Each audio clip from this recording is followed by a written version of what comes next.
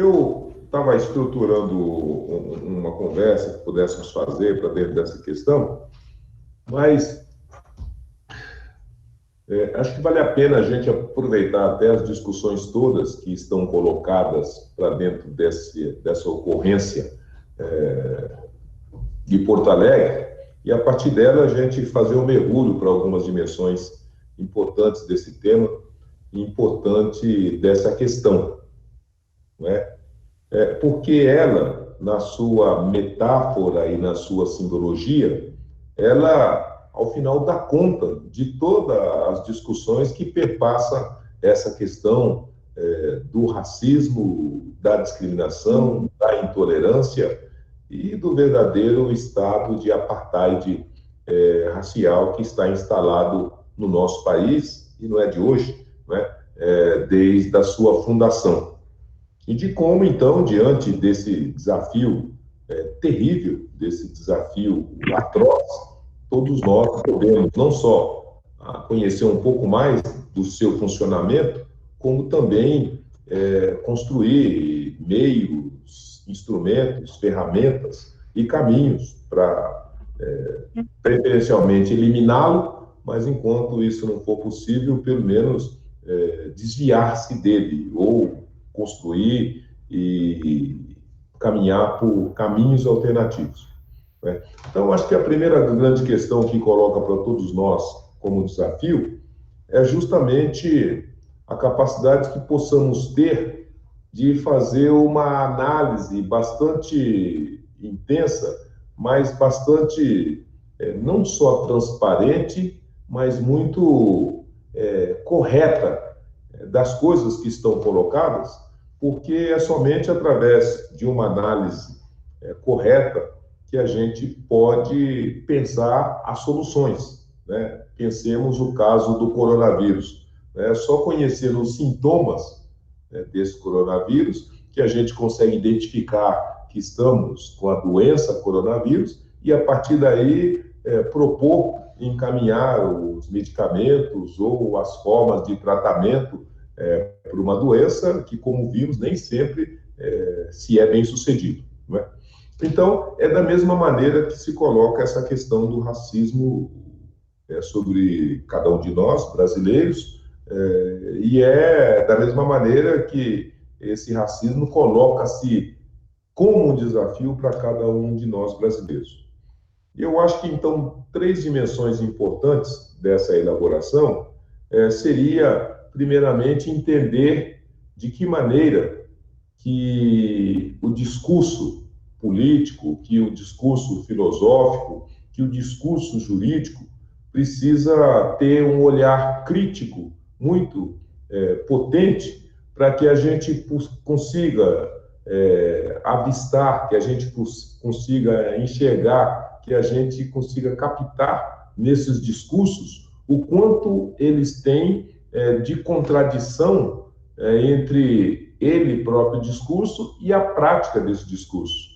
Porque é justamente quando o discurso está em contradição com a sua prática ou com a sua realização objetiva que a gente consegue conhecer as nuances, a sinuosidade, não é? O tratamento ideológico desse discurso ou dessa questão, não é? Então, sobre esse aspecto, se nós debruçarmos sobre todas as produções literárias da atualidade aqui no nosso país, em especial, se nós nos debruçarmos sobre as doutrinas sobre esse tema, se nós nos debruçarmos até sobre a jurisprudência dos tribunais sobre o racismo, nós vamos encontrar uma convergência, nós vamos encontrar um consenso de que todos repudiam esse racismo e que repudiam, inclusive, construindo meios e mecanismos não só para repudiá-lo, como para combatê-lo, né? Então, se nós nos debruçarmos sobre a nossa Constituição, nós iremos perceber que um dos objetivos que ela estrutura da nação brasileira é justamente o combate à discriminação racial,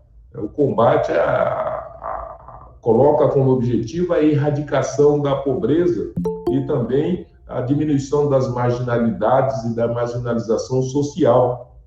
E ainda ela coloca como objetivo central a promoção e o alcance de um progresso sem discriminação de raça e de cor de pele, dentre tantas outras coisas. Então, quando a gente pega esse ideário político que está estruturado como direitos e obrigações estruturantes da nação brasileira, o tão só registro daria a tranquilidade e o conforto de que esse tipo de coisa não aconteceria, porque a Constituição diz que o objetivo é combater esse tipo de coisa, e mais ainda, ela diz que a prática do racismo e da discriminação é um crime inafiançável, imprescritível, e que pune o seu autor com uma pena de reclusão. Então, a gente vai perceber que temos, então, um discurso constitucional nessa direção. Em seguida, nós temos a Lei 7.716, que é a lei que pune o crime de racismo e, de fato, determina que esses crimes sejam punidos com a pena de reclusão. Depois, nós temos o artigo 140, parágrafo 3º do Código Penal, que institui a injúria racial. Então, os crimes contra a honra racial também têm uma sede legal de implementação de uma pena para quem o pratica, né? Mas quando a gente coloca essa questão para dentro do fato real, para dentro da vida trivial e a vida rotineira, a gente vai perceber que o que diz o discurso, ou filosófico, ou doutrinário, ou o discurso da lei, ele é totalmente contraditório do que é a prática do indivíduo, das instituições e da sociedade dentro dessa questão. Ou seja, a prática, ela encaminha e ela autoriza ou ela não desautoriza um tipo de atitude e conduta que está estruturado em cima desse olhar de distinção do outro pela cor da pele. E pior do que isso, não só pelo ambiente público, mas principalmente pelo ambiente, aliás, não só pelo ambiente privado, mas principalmente pelo ambiente público. Então, essa é a primeira contradição que a gente precisa entender, ou pelo menos visibilizar, para depois fazer a avaliação das suas implicações em tantas outras dimensões da vida social e pessoal, tanto dos negros quanto dos brancos, e de como o racismo, então, se apresenta, se manifesta e produz essas intervenções e produz esses danos e malefícios sociais, né? Então, começa de um discurso de uma república, que é coisa de todos, de uma democracia, que é a participação de todos e a expressividade das escolhas políticas através do voto da maioria, e depois de um sistema, de um Estado democrático de direito, em que a igualdade de todas é garantida e que a igualdade de oportunidades é uma das dimensões inegociáveis desse próprio sistema jurídico, não é?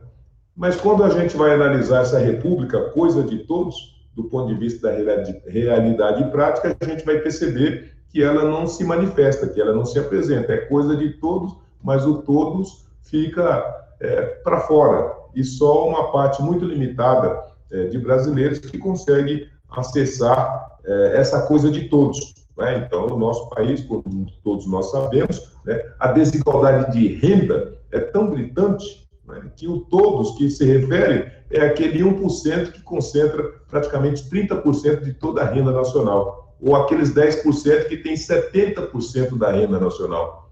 E todos os outros 70% dos brasileiros, eles vivem, no mais das vezes, com 1,5, 2 salários mínimos. Então, você vai perceber que essa igualdade é uma igualdade que está muito bem descrita na letra da lei, mas que, na realidade prática, então, ela, às vezes, contraria a própria lei, não é? Ou mesmo, como nós estamos dizendo, não é, a participação política de todos, porque se nós somos uma democracia, a democracia, as pessoas se reúnem, fazem as suas escolhas políticas e aprovam essas escolhas através do voto da maioria, e, sob essa perspectiva, a gente vai perceber que essa maioria não contempla a grande maioria dos brasileiros, que são os 50% de brasileiros negros. Então, essa lei, de novo, ela tem essa contradição, porque ela diz que a democracia precisa se manifestar através do voto da maioria, e essa maioria, ela não contempla a participação da grande maioria dos brasileiros, que são os negros. E depois, então, esse Estado democrático de direito, que diz que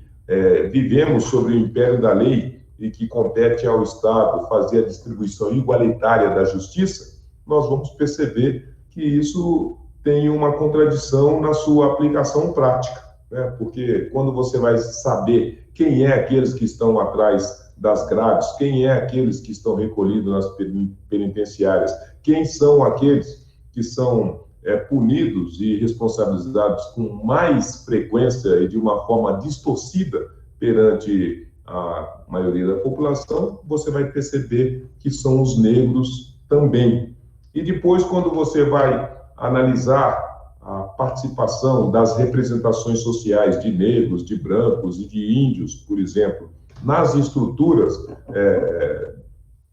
políticas ou nas estruturas de operação desse sistema democrático e igualitário, qual seja os postos nos cargos públicos de prestígio, os postos nos cargos públicos de prestígio no ambiente público, mas também no ambiente privado,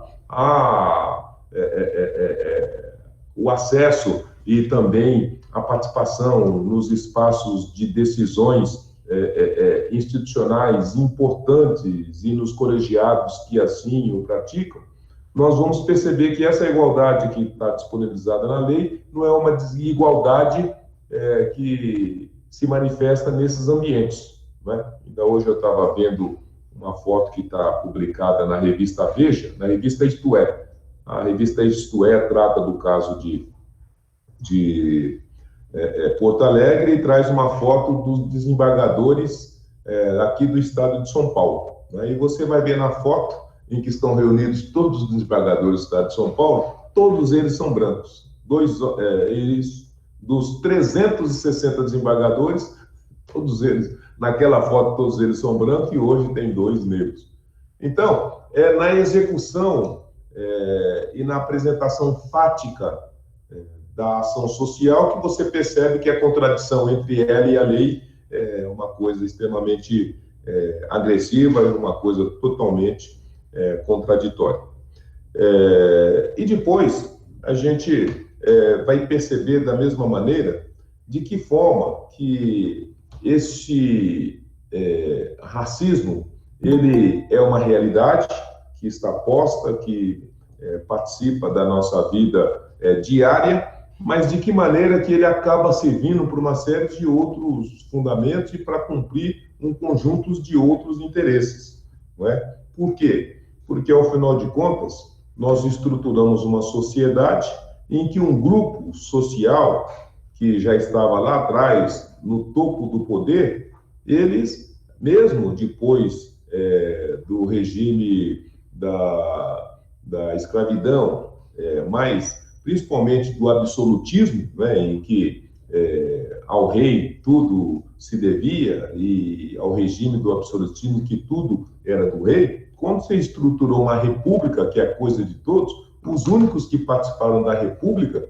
principalmente do espaço de prestígio, dos benefícios, dos gozos e dos usos, né, desses privilégios, foram só os brancos, que já estavam plantados na república que se instalou, tendo em conta que os negros ainda estavam saindo da escravidão e não tiveram como participar dessa república.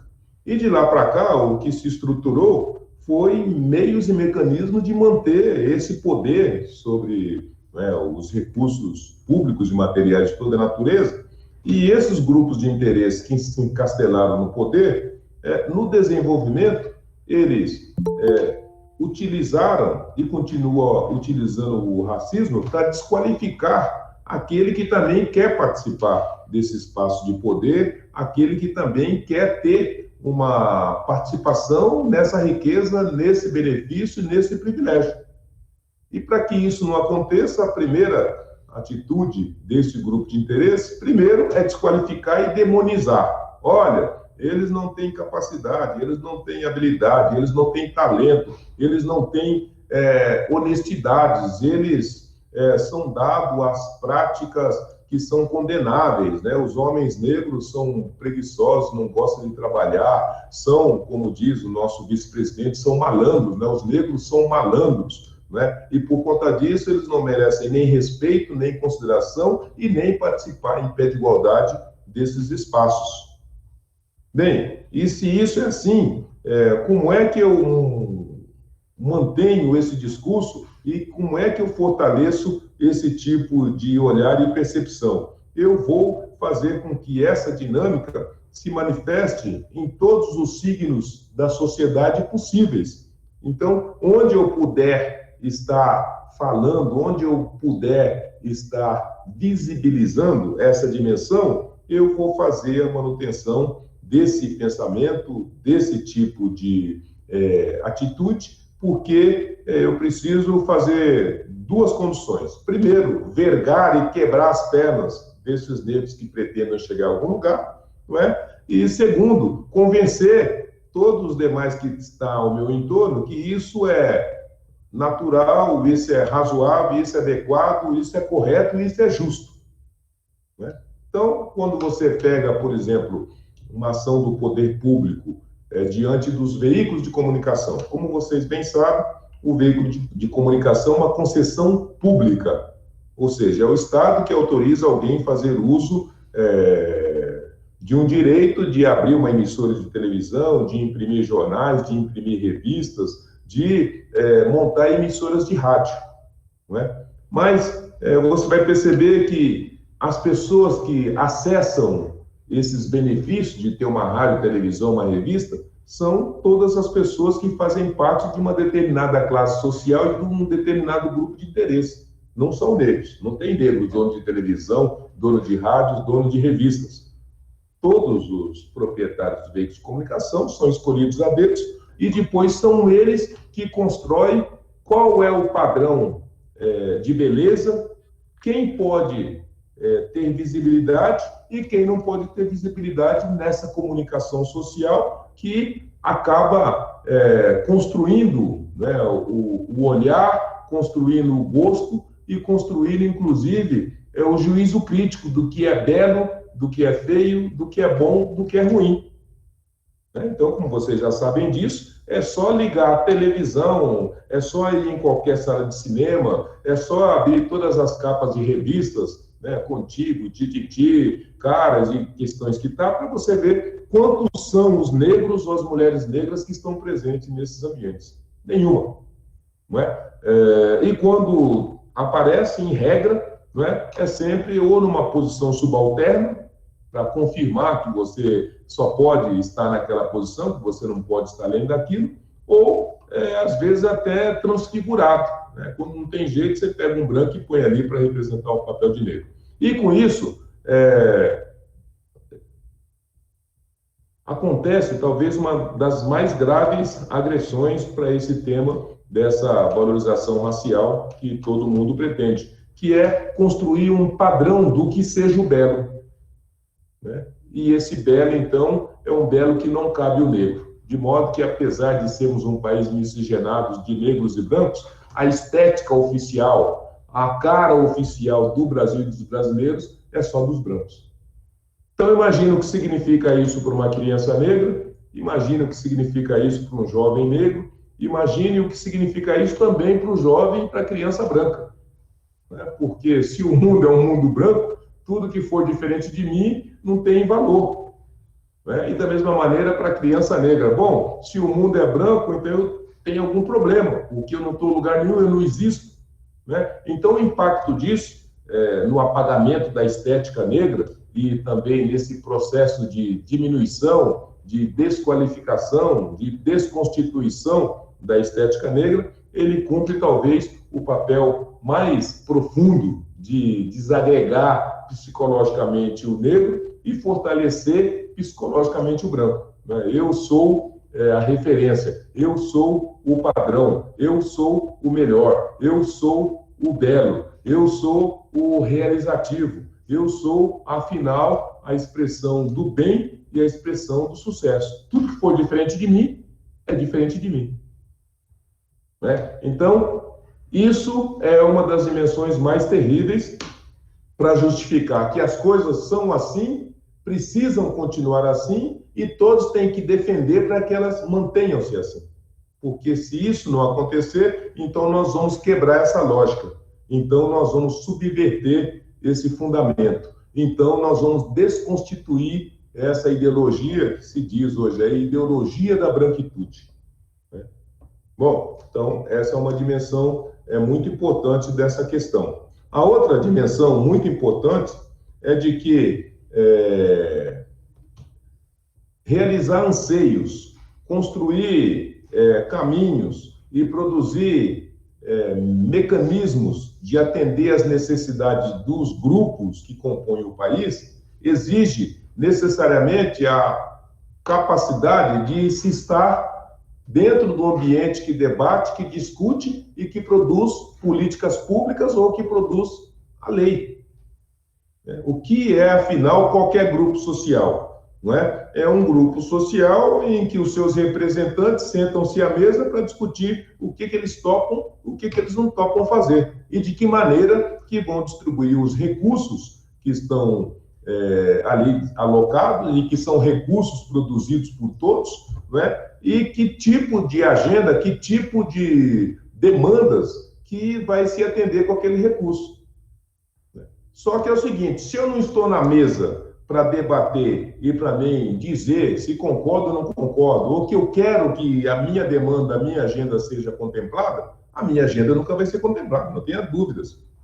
Né? Tendo um caminhão de 2,5 trilhões de reais na mesa para compor o orçamento do país. Se os negros não estiverem na mesa para dizer, olha, eu quero um pouco desse dinheiro para a saúde do negro, eu quero um pouco desse dinheiro para a educação do negro, eu quero um pouco desse dinheiro, não é, para poder aprimorar a educação do jovem negro, eu preciso desse dinheiro para atender os negros na creche. Ninguém vai fazer isso. De modo que não participar do poder político é uma forma de não participar da vida pública, é uma forma de não ter capacidade de intervir na produção das soluções que o país, mas, sobretudo, que um conjunto de brasileiros específicos necessita. E nós, da mesma maneira, temos sido vítimas de parte desse mecanismo que eu estou estabelecendo como o mecanismo de desqualificação e de desagregação da nossa ação, que é aquele sentido de que o negro não pode ser político, porque ele não tem capacidade de ser político, não tem habilidade para ser um bom político, e ele seria, hipoteticamente, um político desonesto. Bom, mas se isso então por que eu vou votar em negros? Né? E de modo que isso é uma mensagem subliminar que permeia, em grande medida, a mente e o pensamento dos negros, e por conta disso a gente consegue o absurdo de, estando no país, no estado mais negro do país, que é o estado de São Paulo, com 42 milhões de pessoas e com 16 milhões de negros, ou na cidade de São Paulo, que é a cidade com 12 milhões de habitantes e 4 milhões de negros, maior do que Salvador e maior do que o estado da Bahia. Mas aqui a gente, minimamente, porcamente, conseguiu eleger 2 vereadores. A cidade de São Paulo nunca conheceu um prefeito negro, a não ser o caso que é muito particularíssimo de Celso Pitta, né, que ele veio mais para dentro de uma construção do PDS, do Paulo Maluf, do que uma liderança negra que se constituiu e alcançou o poder. E, como eu bem disse, mesmo na nossa Assembleia Legislativa, nós tendo 16 milhões de paulistas, nós só conseguimos ter 2 deputados de 92 deles. Então, a gente vai perceber que sem o estímulo, sem a compreensão e também com a desconfiança e com o entendimento de que a participação política é uma ferramenta importante para atender demandas da sociedade, demandas dos negros, a gente não só absorve esse olhar de crítica e de desqualificação do negro, como a gente cumpre o script da maneira como o sistema determina. Ou seja, nós não votamos em negros, né? os negros americanos, que são só 13% da população, né? Os Estados Unidos tem 320 milhões de pessoas, dos quais só 13% são negros. Isso significa que alguma coisa em torno de 45, 50 milhões de americanos são negros. Mas eles, além de estarem no Congresso, além de estar nas prefeituras, a prefeita de Washington é uma mulher negra, a prefeita de Atlanta é uma mulher negra, né? O ex-presidente dos Estados Unidos, Barack Obama, era um homem negro, e a vice-presidente americana é uma mulher negra, ainda que os negros sejam só 13% da população. E aqui no Brasil, sendo nós 56% da população, a gente tem miseravelmente um senador negro, 20% aproximado de deputado federal negro, que assim se declaram, não temos nenhum governador, pouquíssimos prefeitos, e aqui na cidade de São Paulo, onde é a maior população de negros da América do Sul, nós não temos negros nem na prefeitura, nem na secretaria municipal, nós não temos negros nem no governo e tem em todas as secretarias estatais e nem em todas as empresas públicas. Então, para vocês perceberem como é que esse processo de interdição, de limitação mental, acaba sendo uma prisão que aprisiona a todos nós e não permite que a gente possa ter a consciência da necessidade da participação política e da participação social. Não é? E, por fim, nós temos essa questão, principalmente do mercado de trabalho, que todos vocês sabem e conhecem. Não é? Nós somos um país em que os negros representam a maior expressão dos trabalhadores informais, né? O Brasil tem alguma coisa em torno de 60 milhões de pessoas com carteira assinada e 120 sem carteira assinada, né? E seja na informalidade ou seja nessa carteira assinada ali no chão de fábrica, os negros são a maioria, e seja entre os informais, os negros são a totalidade. Aqueles que estão na rua vendendo chiclete, vendendo bala, que estão na praia vendendo picolé, vendendo pamonha, esses são os negros, né? Sem carteira assinada, sem registro, sem possibilidade de acessar o SUS, sem seguro, sem nada, são os sem nada, né? E para esse tipo de coisa, a gente nem consegue produzir uma política pública, e da mesma maneira a gente não consegue fazer com que aqueles que estão qualificados, daqueles que estão preparados,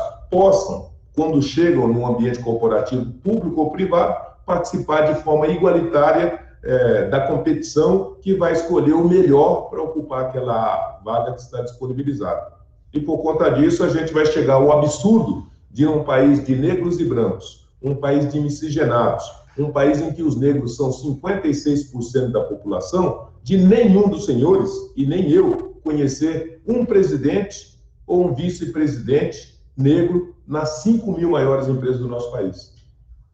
Ninguém conhece, ninguém nunca viu, porque não existe. E não existe porque nós temos um sistema que interdita, que limita e que não permita que esse público chegue nesses ambientes. Não existe mulheres negras, né, nos espaços de liderança e de direção dessas 5 mil maiores empresas. Né? Então, a gente construiu políticas para o portador de deficiente, construiu política para o idoso, construiu política para as mulheres participarem nos partidos políticos. Nós construímos espaço e ambiente para as mulheres nas próprias empresas, para os homossexuais, né, participarem das empresas, mas as políticas que contemplam o negro nem foram construídas e as poucas que têm ainda são combatidas. De modo que a gente vai perceber ao final que o que está escrito nas leis, o que está determinado na Constituição, ele se constitui em um ideário muito bonito, uma norma programática muito bem constituída, estruturada, mas a realidade prática dela, ela entrega um outro tipo de coisa, ela entrega um país que está distorcido, que está desigualizado, que está desequilibrado pela força do que se chama e se chamou de racismo estrutural. Ou seja, é um tipo de pensamento em que analisa-se o homem negro a partir desse olhar e desse juízo equivocado de impotência, de incompetência, de falta de qualidade e de falta de atributos, de modo que, em razão a ele, você pode ter um tratamento de segunda classe, que em relação a ele, no limite, se ele se levantar, se ele se rebelar, você está autorizado não só a hostilizar, a agredir, a ofender, como nós vimos no caso de Porto Alegre, até a eliminá-lo. Não é? Então, nos dias atuais, como foi sempre, né, andar pelo shopping de forma desavisada se transformou num perigo para o jovem, para o homem, para a mulher negra. Entrar num restaurante em determinado local de forma desavisada se transformou num perigo, porque a sua presença ali, além de produzir qualquer tipo de desconforto, pode se constituir numa canseira de 1, 2 horas para você ser atendido. Né? Circular por determinados bairros da periferia de qualquer grande cidade, mas aqui de São Paulo, significa um risco de vida, não pelo PCC, não pelas milícias, mas pelo próprio Estado, através da sua polícia. Né? Não é a milícia e o crime que te coloca em risco. Né? Quem te coloca em risco é o próprio Estado, através da sua polícia, que vai hostilizar, que vai agredir, que vai pisar no seu pescoço e que, no limite, vai te dar um sumiço e você vai aparecer com 2, 3 tiros na cabeça, como foram os casos conhecidos e sabidos. Né? Então, o ambiente social brasileiro se transformou num ambiente hostil, porque ele está carregado, está suportado sobre essa dimensão desse racismo que perpassa todos os ambientes e todos os espaços, e que, por conta dele, ele interdita, ele limita, ele impede que os direitos que estão estruturados como direitos constitucionais, direitos subjetivos, direitos pessoalíssimos, eles não conseguem se manifestar e se realizar, porque no meio deles, entre eles, tem a situação de coisas que torna isso impossível. Então, é para dentro dessa reflexão que a gente pode entender o ocorrido em Porto Alegre e que a gente pode ficar muito entristecido com o que aconteceu, como aconteceu, no primeiro momento, mas que talvez, pelo que foi a reação, pelo que foi o posicionamento de vários ambientes da sociedade para dentro desse tema, fica um pouco mais estimulado, porque as pessoas foram para a rua, as pessoas exigiram providências e as instituições até aqui estão funcionando adequadamente, apesar da pressão social. Então, isso é vida real, isso é uma vida que precisa ser conhecida, apreendida, esses são os perigos do caminho e a gente precisa aprender para proteger não só a nós, como os nossos familiares, mas, sobretudo, para que a gente trabalhe para mudar esse estado de coisas que, além de inconstitucional, ele agride a dimensão humana e ele agride a nossa realização pessoal, espiritual e profissional aqui na Terra. Tá bom?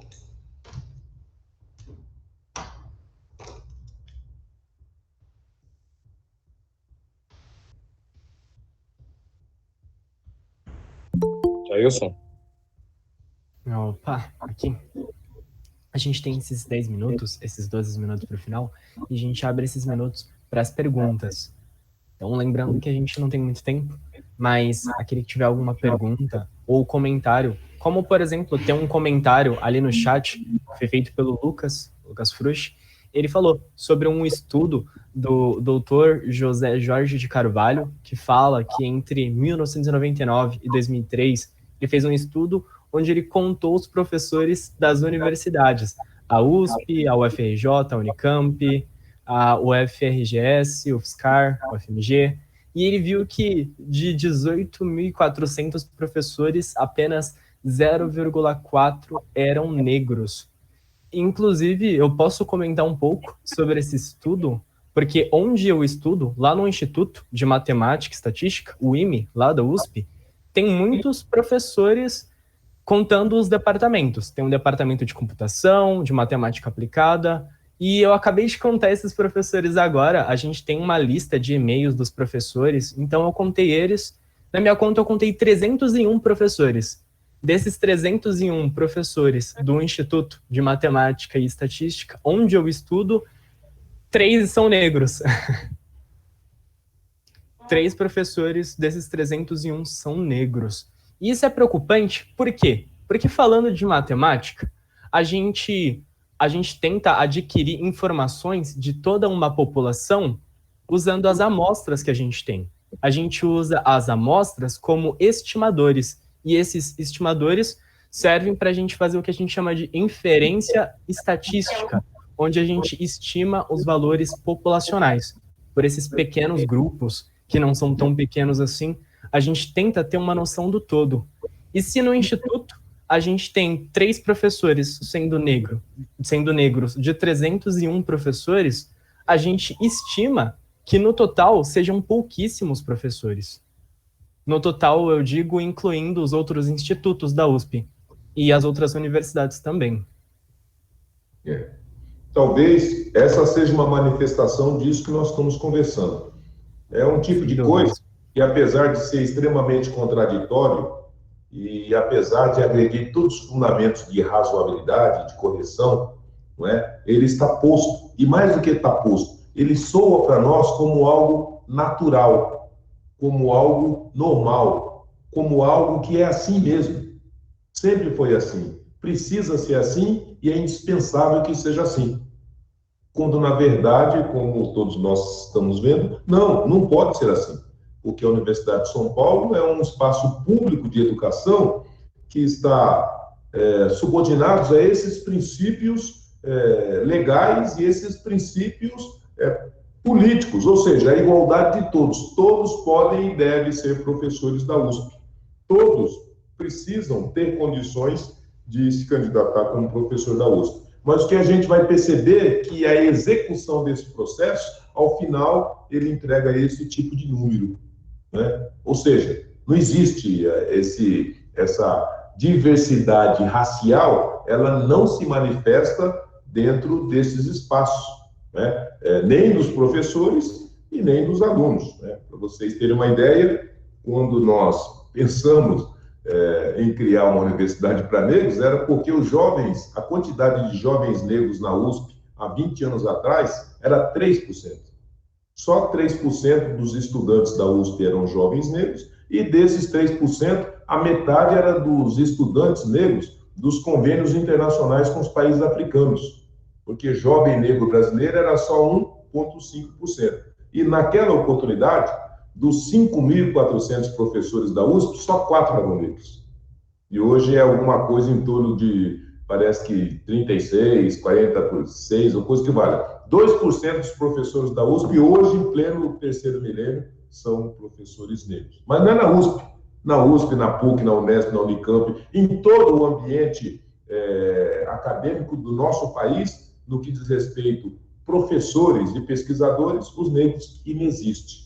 E a pergunta que se colocaria para qualquer interessado que chegasse no Brasil hoje e olhasse a Constituição, olhasse a Constituição do povo e olhasse essa universidade, tem alguma coisa muito errado, muito equivocado, né? Muito contraditório aqui. Vocês estão dizendo que são um povo miscigenado, que todos são iguais, mas aqui só tem alguns iguais, os outros são tudo diferentes, né? E quando você leva esse raciocínio para a universidade, para a empresa, para as instituições de Estado, para as instituições sociais, para dentro da escola, como você está bem dizendo, olha, mas você não tem professor negro nem na USP, mas você também não tem na creche, você também não tem no ensino fundamental, você não tem no ensino médio, você não tem no colegial, você não tem na universidade nem pública e nem privada.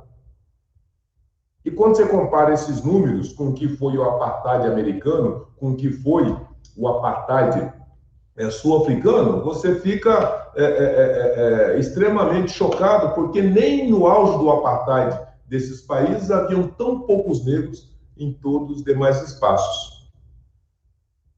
Não é? E mais ainda, vocês podem, inclusive, fazer uma pesquisa, se já não conhecem, mas se vocês perceberam, a Kamala Harris, né, que é essa vice-presidente dos Estados Unidos, a primeira formação dela é em artes, na Universidade de Howard, nos Estados Unidos, e ali em Washington, né? A Universidade de Howard é uma universidade construída para negros, para que formasse os primeiros médicos negros em 1867. Ela é uma universidade do tamanho da Universidade de São Paulo. Igual à Universidade de Howard, em Washington, tem mais 140 universidades negras, 60% delas públicas. Por quê? Porque lá eles instituíram o seguinte, ó, separados, mas iguais. Nós somos separados, os negros entram no banco de trás do ônibus, tomam água em bebedouro separado, mas tem bebedouro para o negro, ônibus para o negro, tem universidade para o negro, universidade para o branco, igreja para o negro, igreja para o branco, né? Terras para o negro, terras para o branco. Aqui foi diferente. Aqui não tem nada para o negro desde a abolição e todo o resto ficou para os brancos. Então, a nossa democracia, o nosso Estado democrático de direito, do ponto de vista da comparação com o Estado do apartheid americano, ele é mais discriminador, mais excludente e mais racista do que o próprio apartheid e racismo americano. Então, são dimensões dessa natureza que a gente precisa continuar se apropriando e estudando para depois construir os mecanismos de superar esse tipo de coisa. Tem uma dúvida ali no chat do professor Walter. Ele diz, em sua opinião, qual é a importância dos cursinhos populares e da educação para a formação de uma sociedade mais justa, que proporciona acesso a todos? E quando teremos uma reformulação dos currículos educacionais para um ensino não ocidentalizado? Pois é.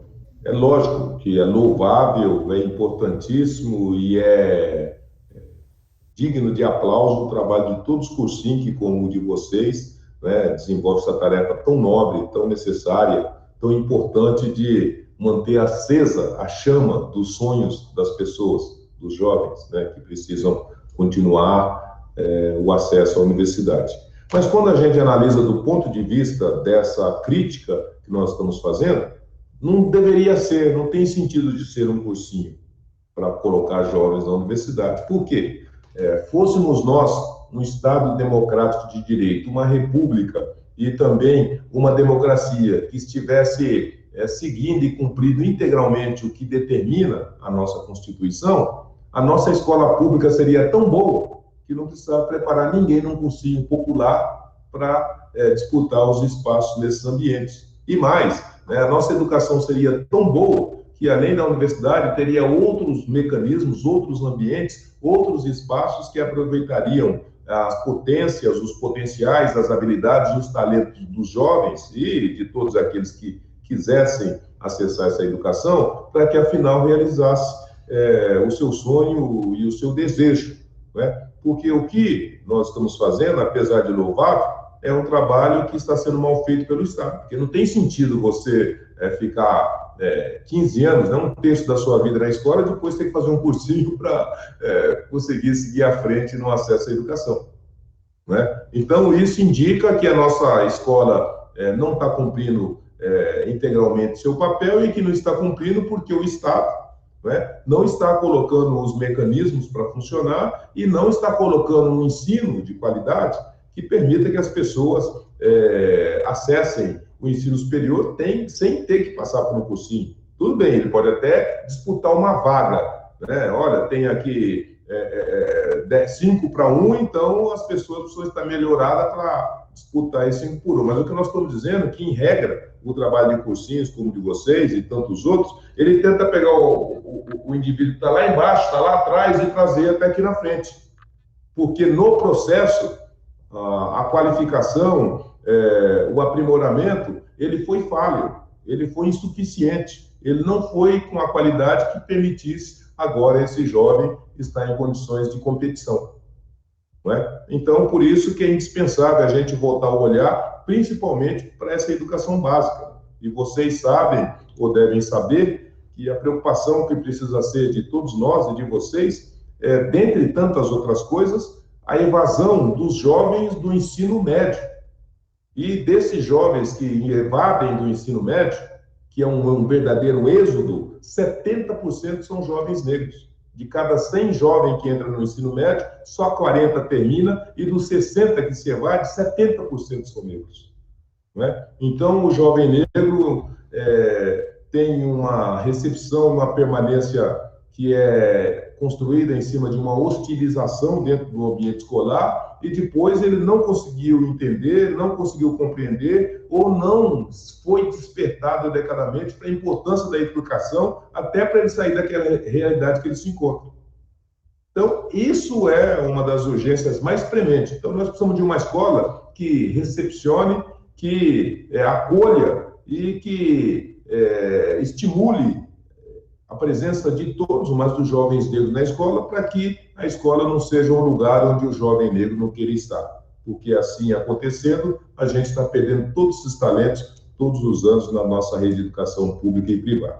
Então, junto com isso, esse olhar de que, olha, onde que a gente precisa jogar todas as nossas energias e todos os nossos recursos? Na escola pública, porque é ela que democratiza, ela que igualiza, principalmente se for uma escola pública que prestigie a diversidade, que prestigie a participação e a pluralidade do corpo social, porque aí ela vai ser uma escola que não distingue, que ensina a todos adequadamente e que até o professor não vai olhar de soslaio, né? Não vai olhar enviesado para um jovem negro que tem uma dificuldade, que tem uma limitação muito particularizada da sua trajetória econômica, da sua relação familiar ou do seu limite, inclusive, econômico, né? Então, essa é uma dimensão e são alguns dos desafios que está colocado para essa questão. Posso fazer uma pergunta para o doutor? Pode, estou aqui aguardando. Boa noite, meu nome é Áurea. Eu queria saber, assim, eu vi uma entrevista, principalmente para os jovens que estão se formando agora, ou a parte do mercado de trabalho para o jovem negro, e para profissionais especializados negros, é muito difícil. Eu trabalho assim, eu sempre trabalhei, tive a oportunidade de trabalhar em grandes multinacionais, e uma das coisas que eu sinto que esse racismo velado, enraizado, as grandes empresas se escondem através dessas premiações, como é o caso da GPTW, que fala grandes, melhores empresas para se trabalhar, e através das premiações, eles, quando acontece algum ato de racismo, tudo, eles têm essa alegação que isso não acontece dentro da empresa deles, por causa que, afinal, eles são grandes empresas para trabalhar.